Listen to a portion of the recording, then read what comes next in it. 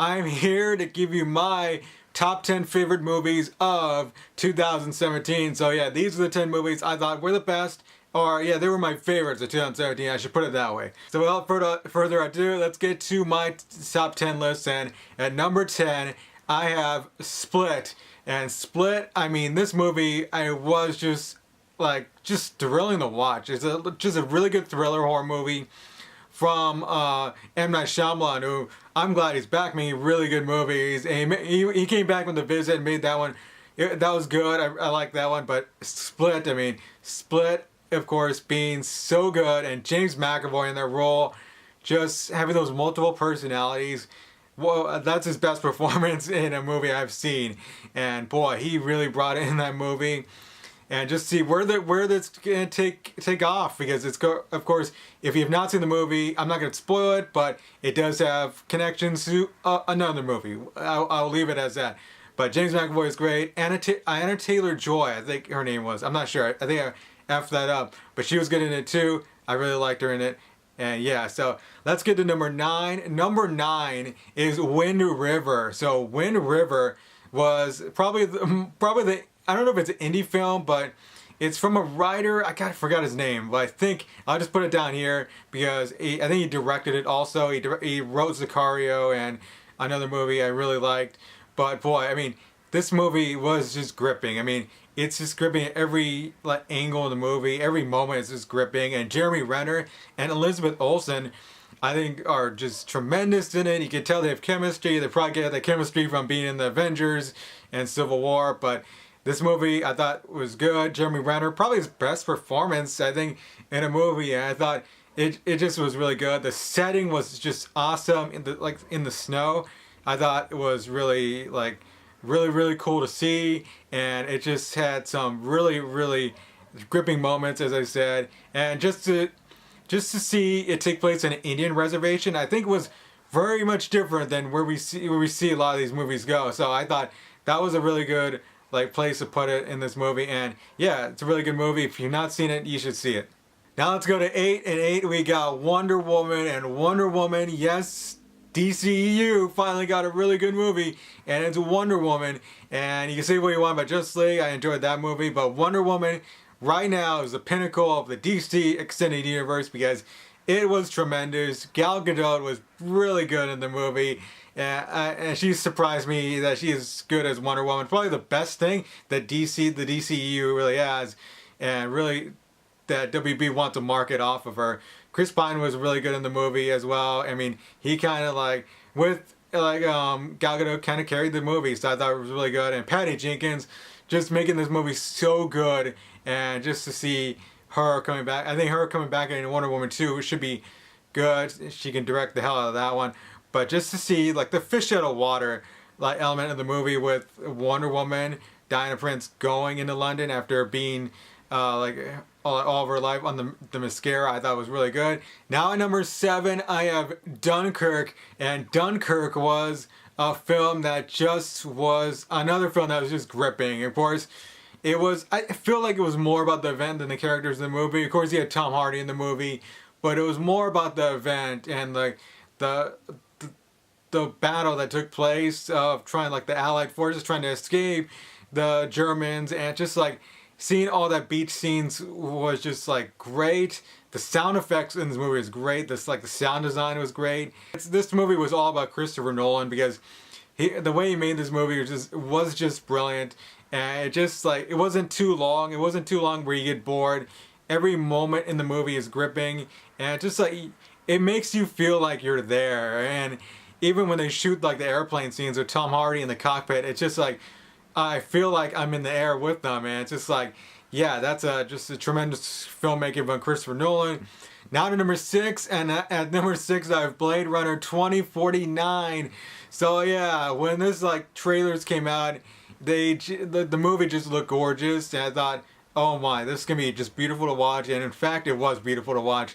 It just Roger Deakins, the cinematographer, was just on point in this movie. He made every scene exquisite. That was thing was great about this movie, and the storyline was also great. And Denis Villeneuve directing this movie, I thought he just did a tremendous job with Blade Runner 2049. And I thought it was better even than the first Blade Runner. Ryan Gosling really killed it in the role, the main role in the movie.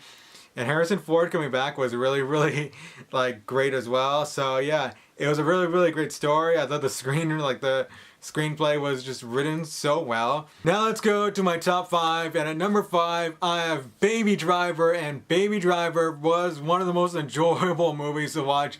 The music in it was great. Edgar Wright, what a tremendous film he made this time. I think it's his best. Ansel Elgort really played his role as Baby so tremendous in the movie.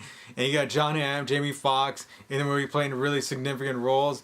And then Christopher Plummer playing a great role as well. I thought Christopher Plummer was great in the movie as well. So yeah, but yeah, that's why I really like Baby Driver. It's just a fun movie to watch, and just, I mean, the soundtrack was great in this movie. The action was great. Like the car chases were great. Everything in the movie was great. Number 4 is probably one of the most rewatchable movies this year, and that is Get Out. Get Out. I'm not much for horror movies, but this horror movie was great. It's got a lot of comedy in it also, but definitely it is a great thriller. And Jordan Peele, his first directed movie, has like 100% of Rotten Tomatoes, and I can't believe he made such a great one. And it's just great because it's also thought-provoking. Daniel Kaluuya was great in it in the main role, and even Allison Williams. He got like I forgot his name from The West Wing, but he's also in it as a father. But yeah, but this movie was just like, it's thrilling. It's got a lot of comedy in it, and it's just a movie that, yeah, it's just a movie that you're gonna have fun watching. And number 3 on my list was one of my most anticipated movies of the year, and that was War for the Planet of the Apes. And this was just a great send-off for the Planet of the Apes, the new Planet of the Apes franchise, the trilogy, the modern trilogy. And this one, just so great. And Andy Serkis was so great in the role as Caesar once again. But not only was this like movie so great, it's just like the cast was great. Woody Harrelson played like the villain so well in the movie. And it was just like, this movie put Caesar through hell, because there's a lot of stuff that happens to him in this movie that is just so heartbreaking. And it's really, his arc is really heartbreaking through the 3 movies. And this trilogy was, I think, one of the best trilogies, like start to finish, because it was such just a thrilling trilogy. You feel for Caesar. Andy Serkis plays him well through all 3 movies. And War for the Planet of Apes, it was just a great send-off to, I think this is probably the final movie of the trilogy, I don't know, but definitely is just, I mean, all the emotions that went through my head through this movie makes it great. I thought War for the Planet of Apes, perfect end to this trilogy. Some might hate me for putting it this high on my list, and I guess I don't blame you, but whatever. I have Star Wars, The Last Jedi, and probably mostly because I'm a Star Wars fan, but also mostly because I thought this movie was just great. And I think it's one of the best in the franchise. I know a lot of people would disagree with me, but just so much stuff in this movie was just, I thought it was great. And there's some problems, but I don't want to get on those right now. But I mean, just seeing the Kylo Ren storyline was great.